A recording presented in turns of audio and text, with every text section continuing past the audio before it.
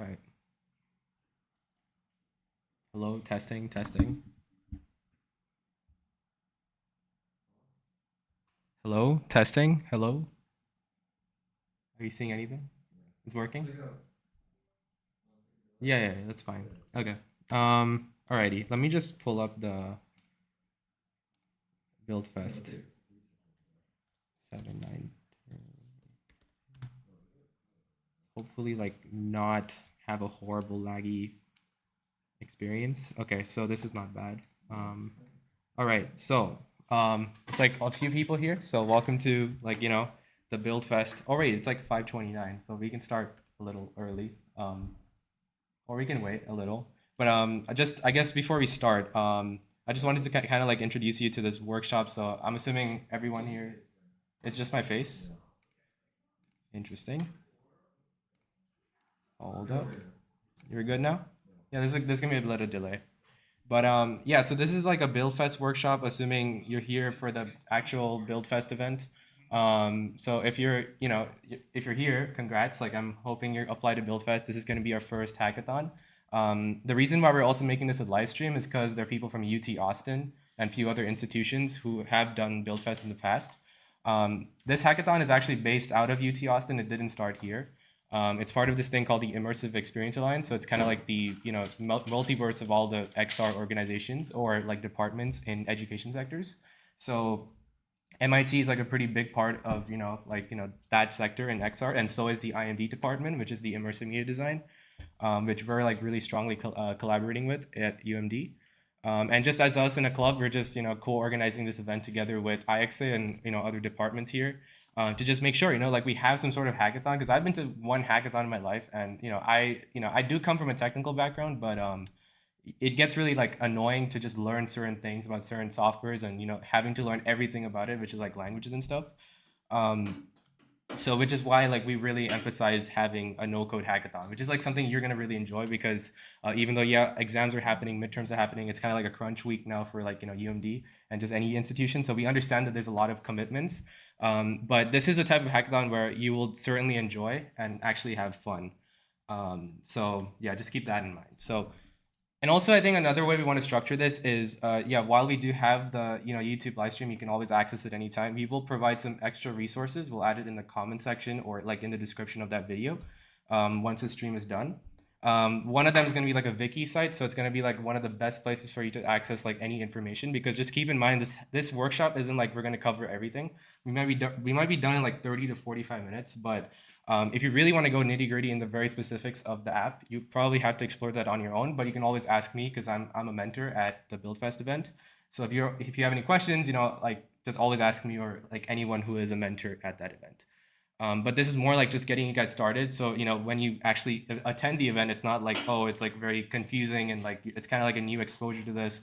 So that's kind of like the point of this event, just to let you understand a little about this application. So we're just gonna begin with just a few resources. So like I said, there was like the wiki site, so it wasn't in our Chrome. It was actually here. So this is the Wiki Notion. So this is actually the all-in-one place that you actually want to access and just check up from time to time because this is going to be your main place. And again, like I said, we'll attach this in our descriptions. But yeah, it will tell you like some important stuff when when you're gonna get this thing, you're gonna have to activate a license, and they're gonna ask you to like subscribe to it or whatever. There is a way to cancel it, and there's like a step-by-step instruction here just to let you clarify like they're not asking you for your payment information, and you can just cancel that right away because that's kind of like how Apple subscriptions work, unfortunately. There are a lot of FAQs, so if you have like any sort of issues, like right now is just one thing. Yes, like the main question is going to be this, and this is going to be a huge bummer with Scenery.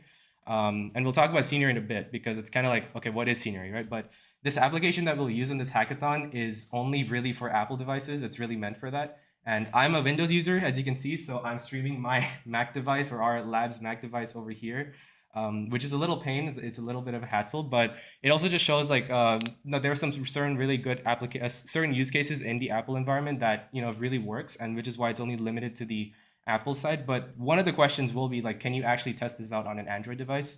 Which you can actually do it. but there's going to be a lot of limitations, and we'll talk a lot about that limitation parts, especially when you're going to try building something for your hackathon event. So keep that in mind. Another thing is also, if you have any questions, like I said, ask them along the way. You can also, I think the preference would be just ask near the end of the event, or like this workshop. And you can always ask me a question, and I will send this directly to Jonathan. He's like the main lead, the host of this event. So like you can always ask me, or you can, and then I'll like directly ask him. And if you actually haven't done yet, join our Discord server. It's at xr.umd.edu. So if you just type literally this. It's just xr.umd.edu. It's really fancy. We completely rebranded the website. So I'm just going to skip this for a bit, but you can join our Discord server. If you click on join us, we have everything over there. Like I said, we are helping organize in a sense this event. So we'll help mentor, we'll help volunteer, and even most specifically, we're gonna actually give you a workshop here just to get you guys onboarded. As a matter of fact, literally 3 of the people here are from XR Club, right? So this is like, it's a really cool event, and a lot of people from XR Club themselves are coming to this event. So it is a really good community. So if you, again, like this is just a little bit of a off topic, but if you are interested in like going further with this BuildFest project and doing something more, you can obviously join our club, and you could work on a lot of ambitious projects. Like you can look at our project listings. We're working with Meta. We're working with a lot of companies. Some people are building their own ambitious projects, like brain computer interfaces. So we also like really endorse no code solutions. So Scenery is a really good app, and you could get inspired from that and actually work with other no code solutions and build something really creative. So just keep that in mind. So if you want an extra resource, just ask us questions. That's also not just in the BuildFest. If you guys haven't already been in the BuildFest server, you probably want to do that already. You might have received that information from Jonathan or other sort of organizers. And also join the Scenery Discord if you haven't yet, because you're going to get a lot of answers there. All right, so let's get back to here. Another thing is technical requirements. You are going to, like I said, need Mac, desktop, all of that. Preferably speaking, if you don't have either of those, which I don't, you can use an iPad or you could use an iOS. Preferably use iPad because working on an iPhone wouldn't be fun, especially this is like an engine just for like AR solutions. The other thing is, for you can look at the software requirements. Just make sure your device is up to date. You can check that out at your own time.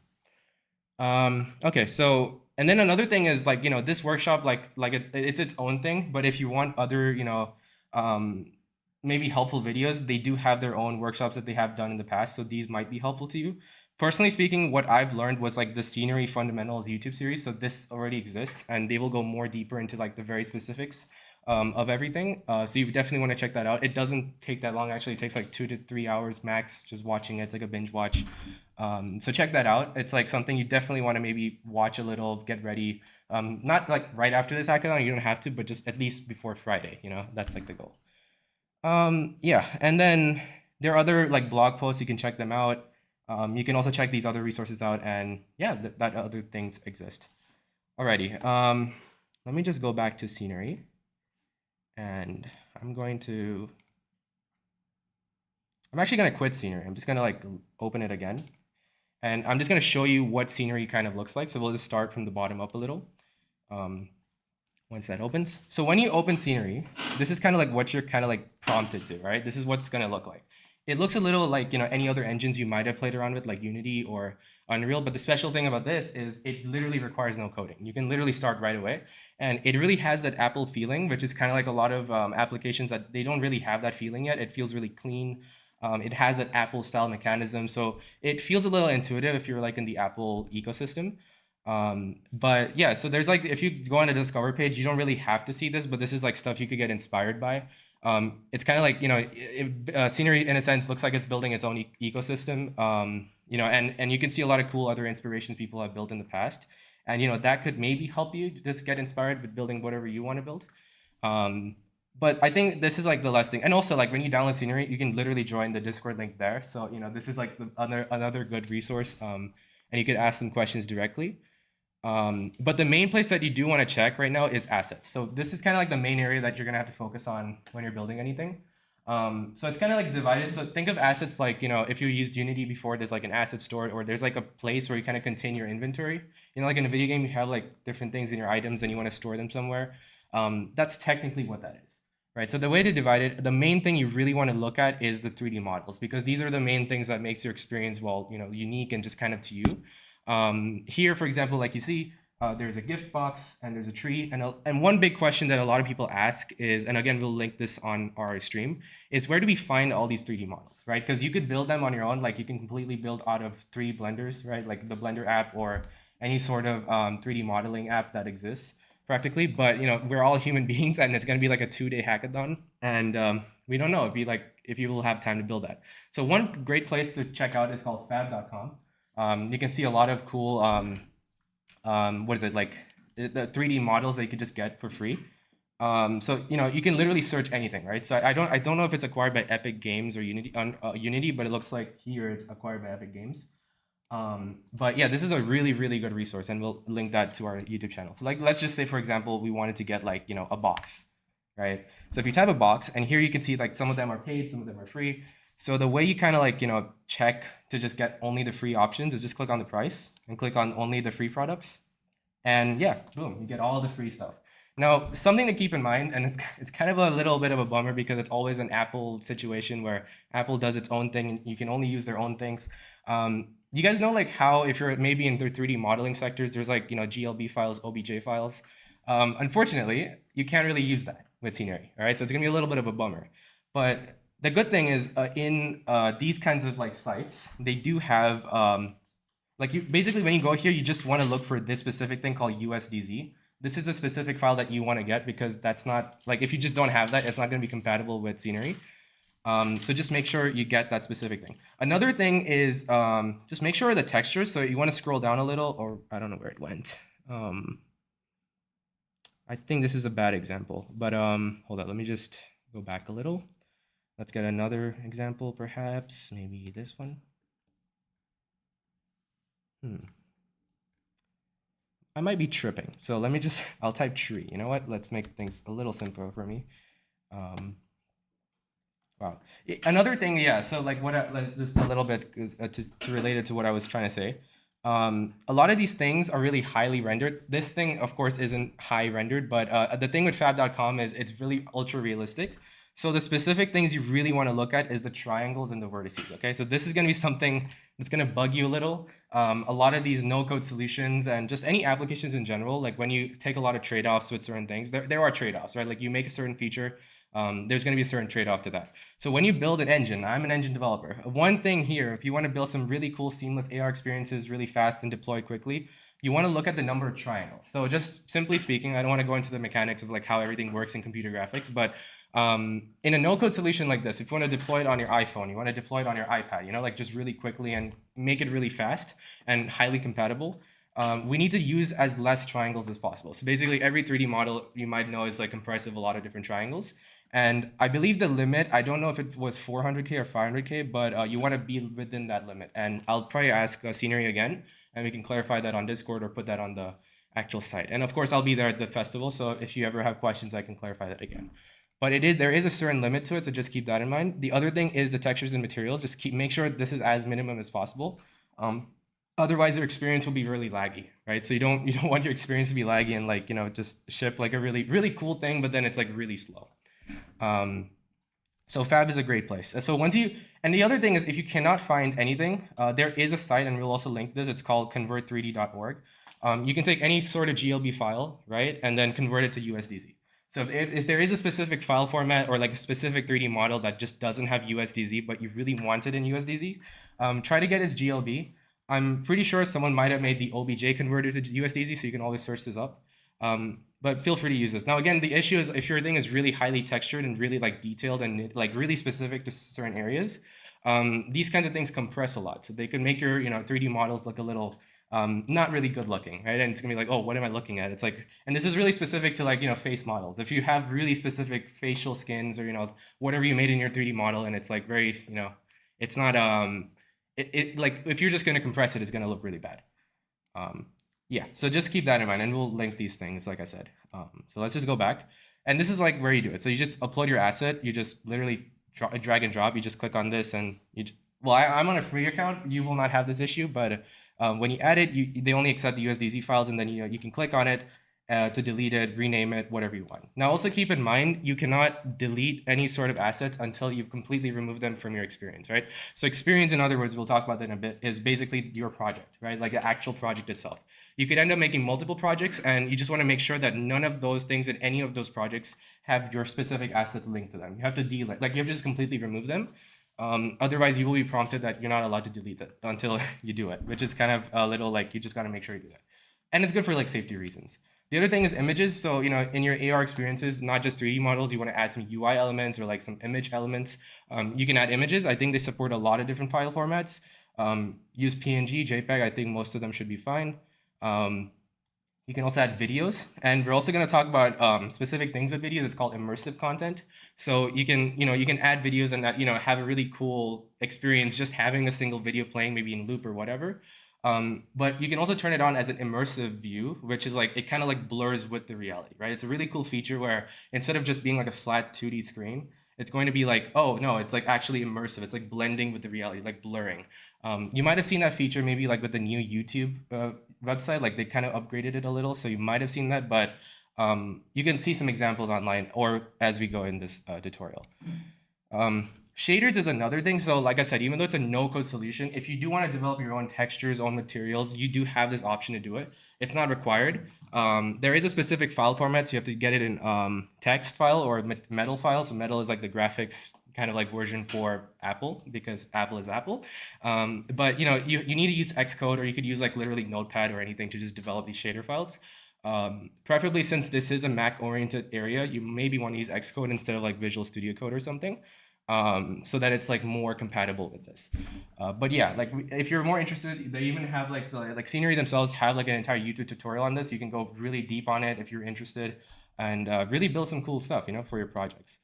The other thing is audio. You can add audio. Just make sure to use this, guys. Like, any successful project, you got to make sure you use your elements like in a really creative way. I won't really go more into that, but really most of the audio files are supported. And yeah, there's haptics. So this is the cool part. Haptics is like, I don't know if you knew this, but new iPhones have like a haptic feature, right? It's called the Taptic engine. So if you kind of like move it, or like not move around, but if you get a phone call or you get like a notification, you kind of get like a weird click feeling on your phone. Older phones don't really do it that well because there's like literally a Taptic engine now engraved in your device. So you could actually create these Taptic effects. It's called AHAP files, and you could literally build it out of it's like a JSON file. So you could like literally build it even on a Windows machine. But yeah, this option does exist. It's typically done through Xcode, if I'm not wrong. I don't have a lot of information about this, but if you're interested, they do have like a tutorial available in the Xcode documentation. The other thing is environment maps. So if you guys heard of HDR technology or anything, like, you could really make use of that. Like, it's like a 360 pictures, like I think it's called stereographic, or not stereographic, but something like that. Yeah, so you can make use of that to just make the environment look more realistic. It's not really necessary. You don't really have to focus on this part, but this feature does exist if you'd like to play around with it. The main thing that you are going to be playing around with is experiences, right? So this is going to be the main thing about Scenery. So you need to know this really well. This is also where your account name is, everything like that. All of your experiences will be here. I think because I'm on the free version right now, I'm only limited to one experience, so I'll just look at it here. But you can also, I think, delete an experience. I'm just going to delete this. Yep.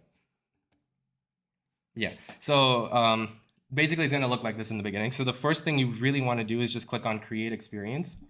And there's a lot of features, okay? So some of the features that, the really cool thing about this is you could really go like nuts with like whatever ideas you have, right? If you don't want to just build a simple AR experience, you want to do something like a Snapchat filter or an Instagram filter, you can do that. It's possible. But I think it's like, again, you have to try it through the Scenery app and it's going to work. The other thing is like showrooms. So like, let's just say like you're trying to do a showroom here, like in this classroom, right? And at the very specific areas in each part of the showrooms, like you're projecting something at that very specific area. That's a feature that you can use as well, like just in an interactive showroom. And it's really cool. Like you can also play around with that. The other thing is image tracking. This is really cool, which is that, like, let me just get a good example where, let's just say this box, right? Like this box exists, or like, let's just say this part of the box. If you take like a certain image area of this box and just like leave it somewhere here, like on the ground, and you put your phone around it, like you're just gonna get that experience literally on this part of the box, right? And it's kind of cool. So a cool feature that people have made recently, and a lot of people are like, embedding it into their, into their realm is restaurants, right? So like in recipes, if you want to just, take an AR thing and just see what the food looks like, you can do that. And this feature exists. And if you have any other cool ideas, you could really play around with that and see how it goes. It's all computer vision based, and they have their own AI model done for this. So it's not like they're using another AI model. Though I might have to check on that. And this thing is also really cool. I think the location or geolocation feature is like, very specific. Like let's say you want to do something in the IREB building, right? So this requires Wi-Fi. So a good example is like I'm literally outside IREB, and you have to take the specific longitude and latitude for that area, and it will only appear on that area. And you have full control with that, which is like, you could really control the height of it, where exactly it's supposed to be, what time it's supposed to be, maybe the bounds of it. Yeah, it's really endless with the amount of opportunities you can do with that feature. The best way to start is just click on this, right? So it's like, this is the best place to start. It's really called world tracking. World tracking is kind of like the default version of just any project. And this is kind of like what we're going to start off with. Again, like I said, there's like a lot of other features that they're rolling out, like body tracking and like room bounding. It's a really cool company. Like if you really want to learn about this more, it's a really cool product.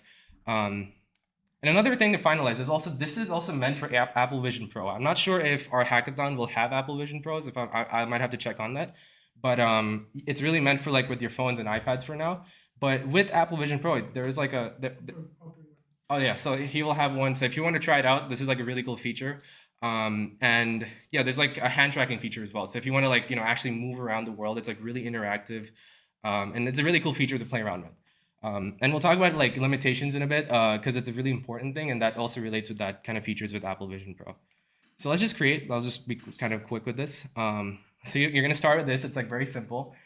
This essentially, if I'm not wrong, is like an anchor, right? So it's like, think of it like this. It's not like an object. It's kind of like sticking something very specific to a certain location that's just going to be there, right?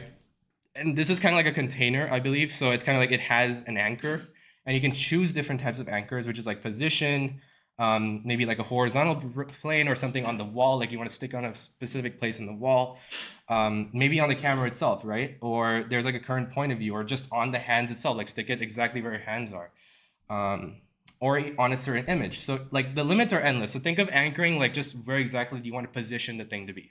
And within the anchor, there is this thing called a 3D model, right? So right now it looks like it's empty because we literally don't have a 3D model.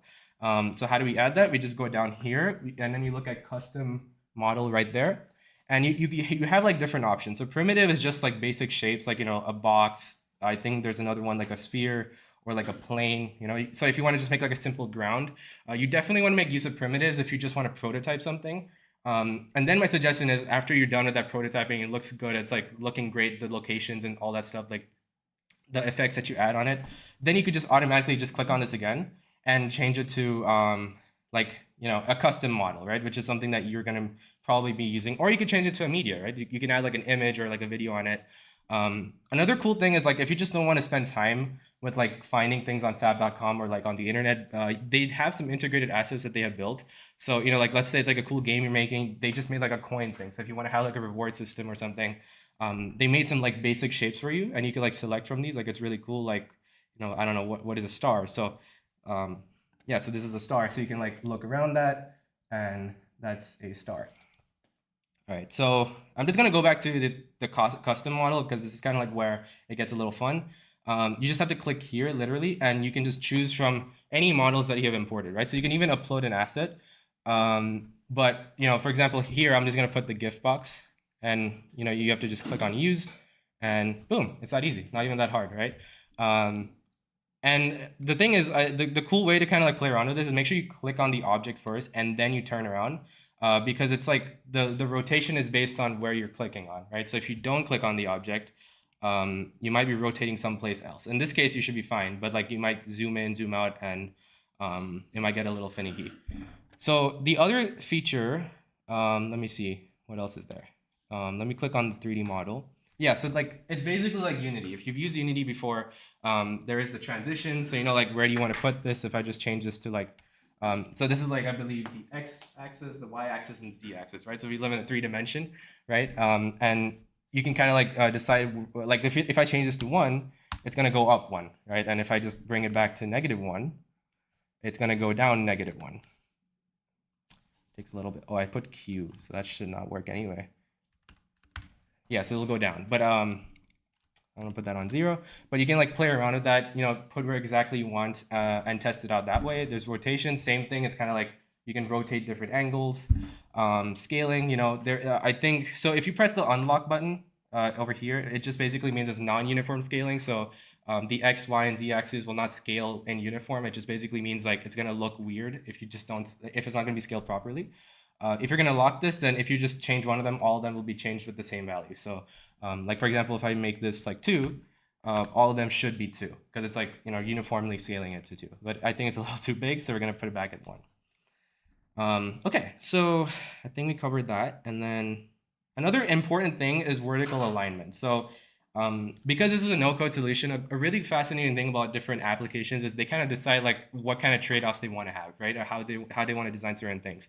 So you can actually design. So you don't really have to play around with this, but the cool thing is you can also decide how you want to align this vertically in your AR app, right? So if you just make it none, it's not really going to do anything. It's just going to be on the ground. But you can literally specify, like, you want this on the floor. So, like for the newer devices, and this is where the limited functionality will come, because I'm pretty sure some devices don't have LiDAR tracking. But if you kind of like, put your phone out and there is a floor, because LiDAR tracking can detect floors, you can use that as a feature, that you just want to strictly put that on the floor, because even though in this universe, in this game engine world, right, or I put this on the ground, it might not be that when I'm actually running it, it's actually on the ground. Right, so it's making use of like what kind of alignment level do you want? Do you want to always constrain it on the ground or not? The other cool thing is eye level. So this is where the navigation features will work, right? So eye level just basically means wherever you are, however you hold your phone, it's always going to be exactly at that level. It's never going to go up and it's never going to go down. The cool thing about that is some of the cool cases is like you can make like pinpoints, right? Like navigation, view bars, like where exactly you are in the world. Like Arib is over there, Clark is over there. You can make those really cool navigation things on the air. Another cool thing is like direction, like where do you want to go? That could be another use case. But again, this is kind of like scenery giving you more opportunities, like where you want to like, apply this or not. Alignment constraint, I think I forgot what this was, but it was like billboard and look at. Again, this is like another, way you could like, oh yeah, it's also like another thing is it's kind of like, don't think of you looking at the object. It's like the object's not looking at you. So you kind of have to like think of it that way. Like the entire app is designed that way. So just keep that in mind. Another thing, this is really interesting. So opacity doesn't work with certain devices. It only works really with like, if you just don't play around with this, you should be fine. It should work with Android. It should work with iPhone, everything. But if you do play around with this, I believe it might not work with Apple Vision Pro. But you can always click on this and just see like what's the issue, right? So here, it's going to be fine for Vision OS. That's totally fine. You want to decrease the opacity? Cool. But if you try this on your iPhone or you try this on your Mac, you need a certain level of device. So for iOS, you need at least iOS 18. And for macOS, you need at least 15 Sequoia. Android will not have this support, which is really fascinating. So just keep that in mind. Keep the render model on. The size adjustment, let me see what this is. Yeah, so it's kind of like, I don't actually know what this is really, but if you click on this, I think you'll understand this more. So if you click on the gift box and then you change it to none, there is like, if you clicked on none, you're not going to see that box constraint, but if you click on it, you're going to see that, oh, now you actually do have that one constraint. And it's kind of like making sure that, another thing with AR devices is like just making sure all the sizes look proper, because right now it looks too big here, but it could look really small when you're playing with, your actual AR glasses, or sorry, with your AR devices. So this is really important. Just, you can play around with this. Like I said, it's really like, I'm here to kind of like just show you what they have. And then once you can literally download this for free and just see how things work and try it out in advance if you like.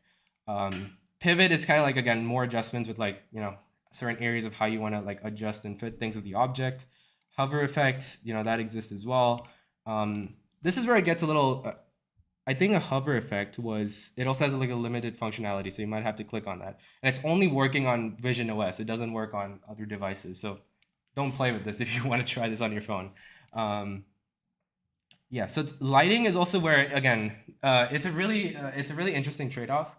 A lot of AR experiences, you really want to make sure it looks good, like make it look realistic. So if you turn certain things on, like cast grounding shadow. So if I'm going to put a box literally on the ground, it's going to cast a shadow, right? And that again takes more textures, it takes more geometry, so more computation. Same thing with grounding shadows. So I believe some of those features are like it literally aligns with the actual environment, right? So if I use my phone and it has LiDAR technology, it can see where the table is and it casts shadows exactly on that table. So all these things like does take more, computational complexities, and it increases it essentially. So, you definitely want to make sure whether you really want that feature or not. It really boils down to like actually just trying it or not for your specific experience and seeing how that goes. But the good call is always that try to have it enabled if you can. Then your experiences will feel more real and like not just something that's fake on the world, and then you don't see that merge with the reality in AR. Um, they have some default animations, so kind of like when it reveals like what do you want it to do. There's like fade and scale. So if it just comes in, it's gonna fade in, right?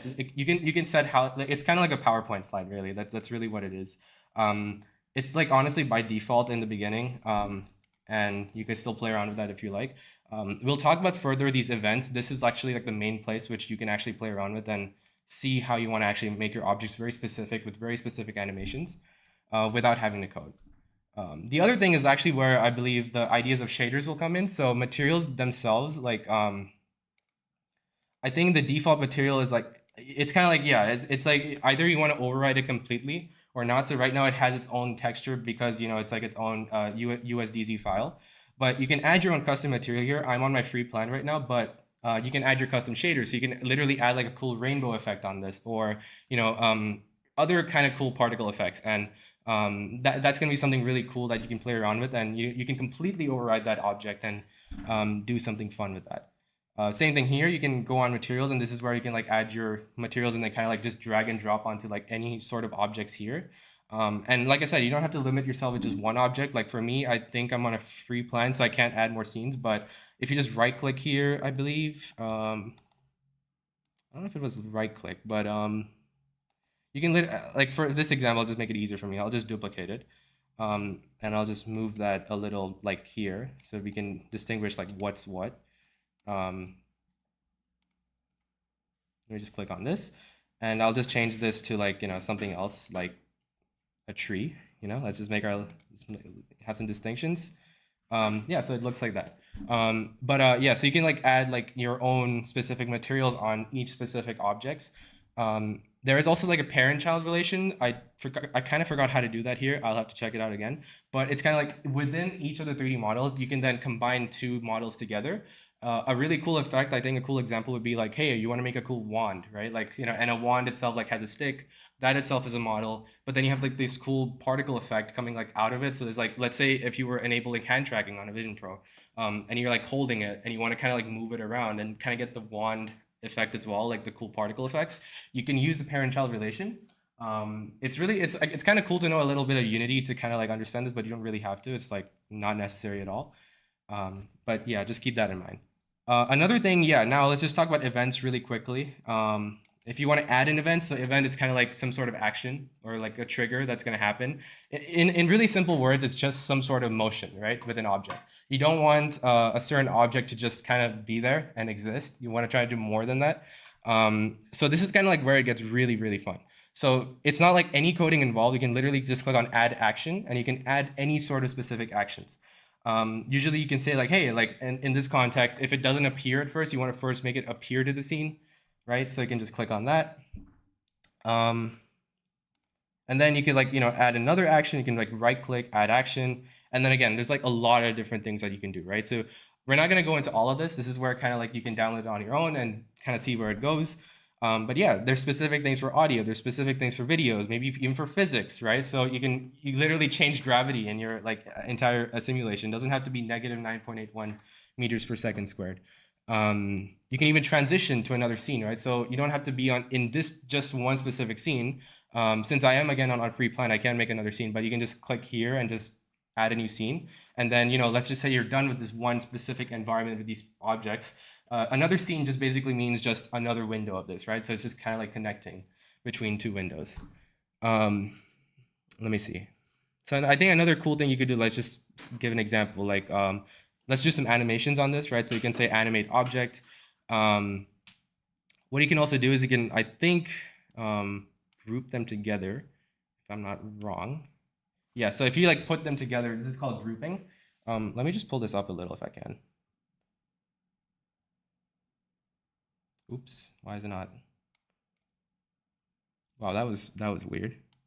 But yeah, if you look over here, this is a group. And essentially what it is, it's kind of like if you group anything together, you can make it happen at the same time. You don't have to do it at different times.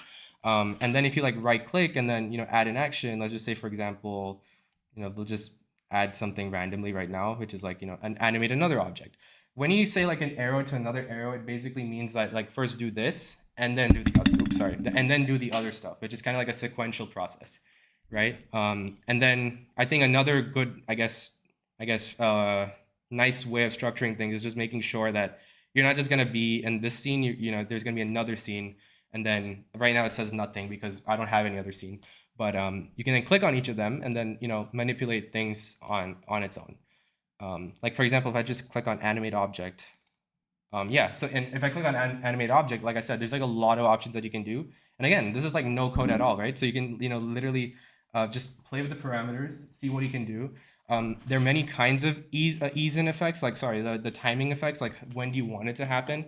Ease in is just like a cool effect to just make it look smooth rather than just linear, because a lot of animations can just look like a Google slide or like a PowerPoint. Ease in just makes it look a little more professional and clean. But they even have like a cubic bezier, so you can kind of go like crazy with like what kind of stuff you want to do with this. Let's see. And like this is kind of like the main place you want to just play around with what kind of rotations do you want to do in a certain animation and play around with that, And then, like I said, if you want to like go more crazy and like make some really cool walking effects all happening at the same time, you can try doing that. This is possible. You just have to do like different animations together and then see how that goes. You also want to play around with this other side, like just see what you can do. And it's also like really easy. If you just felt like, oh, like I didn't mean to do it on the gift box, I wanted to do on the other object, you can just, select that object and then kind of like click on that specific thing.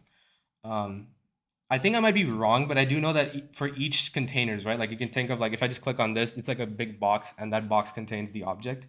I'm pretty sure you can add multiple objects in each of the containers. So it's not really just restricted to one. Which is really cool about this, meaning like, let's just say, for example, you had like a really cool object and it had like many individual parts to it. You can then kind of like make those individual tentacles, right? Or these individual legs move on its own and like creatively play around with these effects over here and then see where you want to go with that.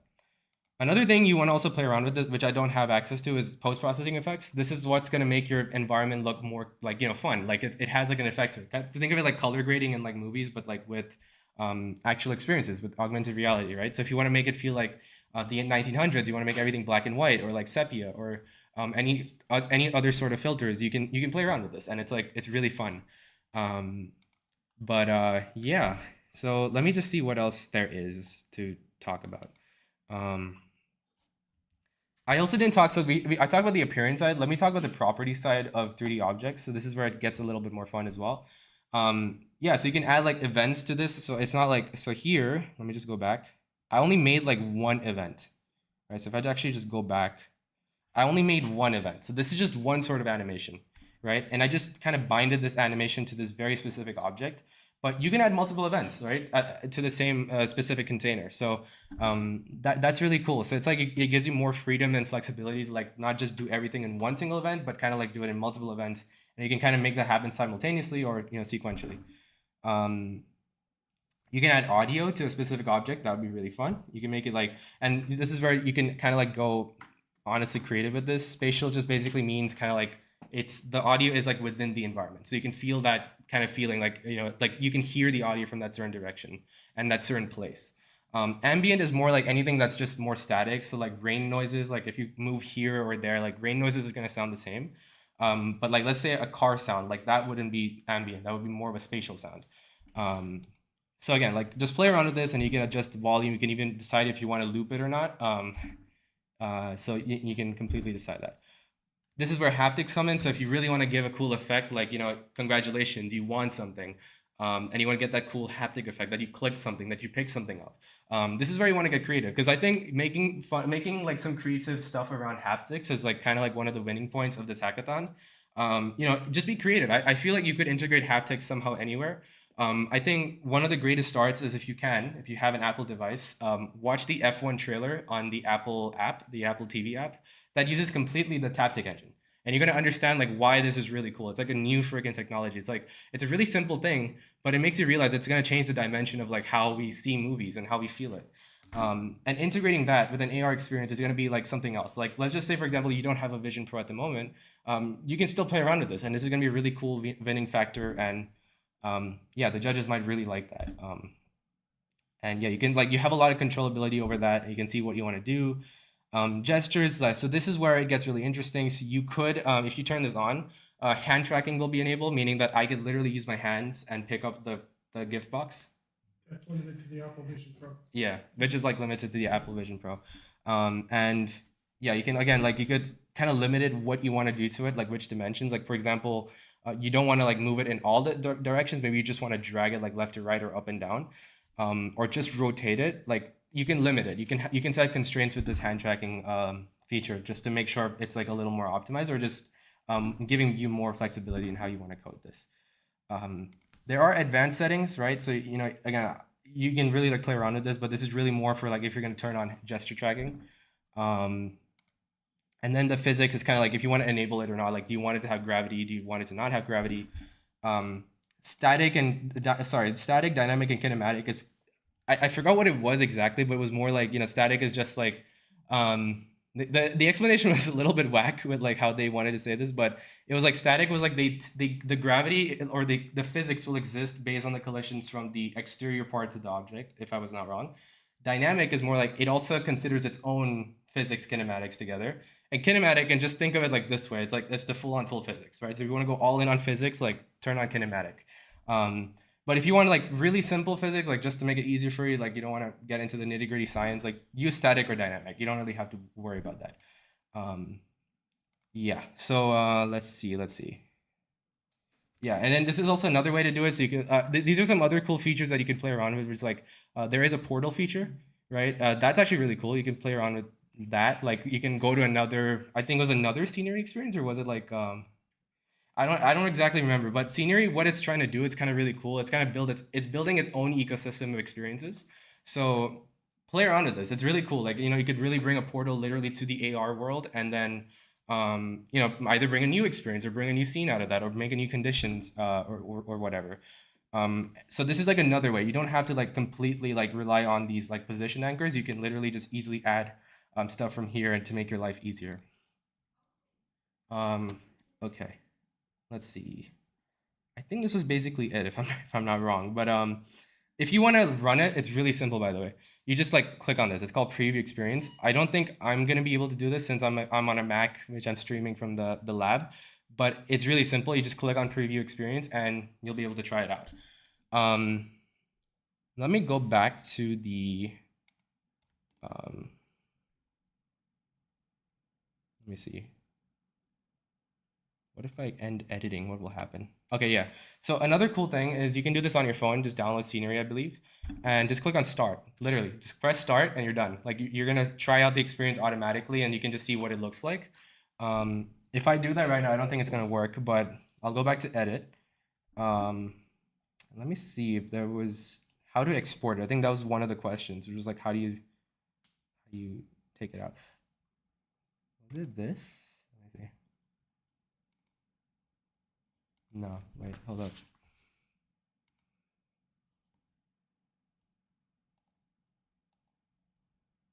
It was somewhere here, if I'm not wrong. It has to be. But Experience, possibly?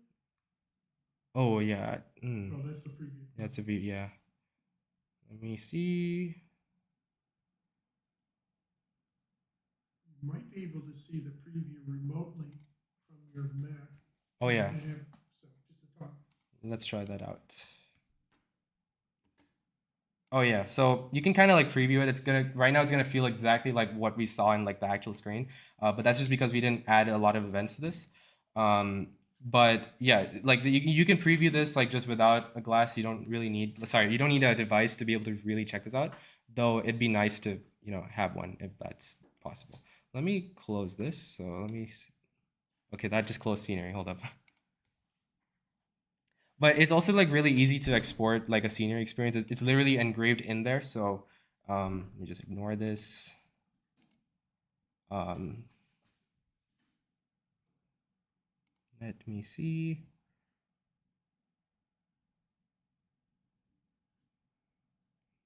It should be somewhere here, but yeah, let me, I don't know if it's this button.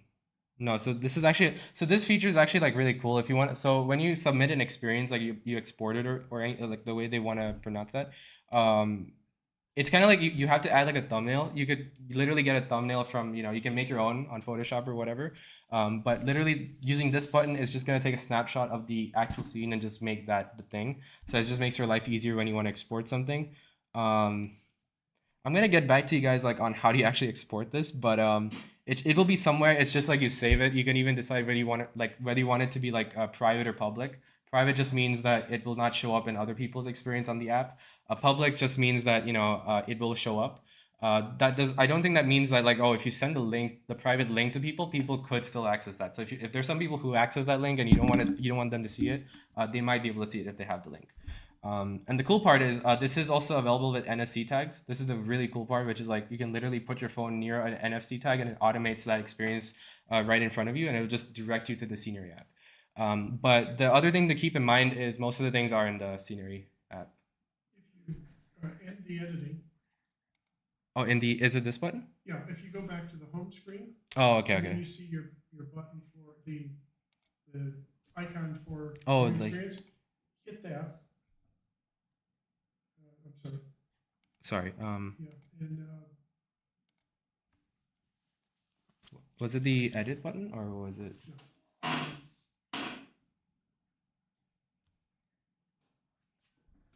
It when you do that, it creates a link, and you can copy the link. Yeah. I think I haven't tested it. Okay, so yeah, this link basically creates a link as well. So you can literally send it and try it out. I do know that there is an export option. I did see that on YouTube somewhere.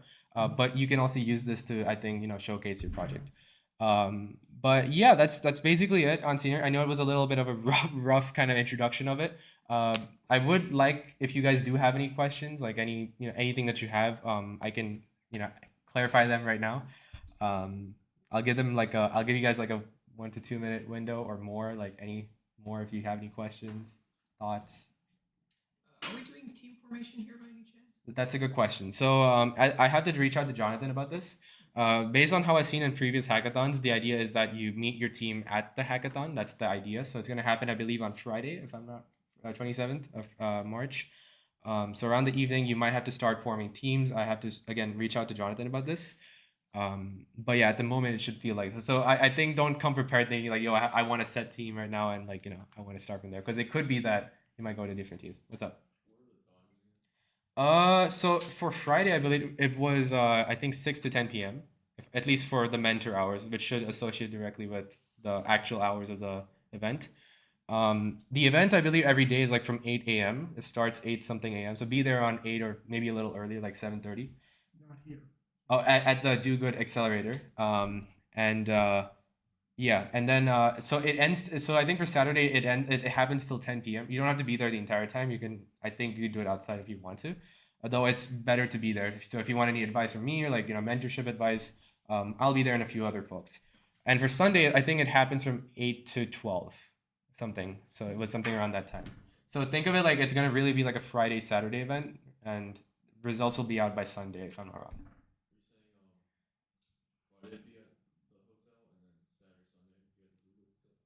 Yeah, yeah. So for all the days, it's gonna happen at the Do Good Accelerator. Yeah. But even for Friday, if I'm not wrong. Yeah. I have to check that actually because it might happen in on but it should be at the Do Good Accelerator because all the events happen there. Yeah. Awesome. Do you guys have any other questions? Awesome. Okay. Well, I like the stream. This was really cool. If you guys have any questions, again, come to our XR Club Discord or join the BuildFest Discord as well. The Scenery Discord, a lot of Discord servers, I know. But we'll be of help. I'll be of help as well. So if you still have any questions after this meeting ends, you can always ask me. But yeah, this is a really cool event, and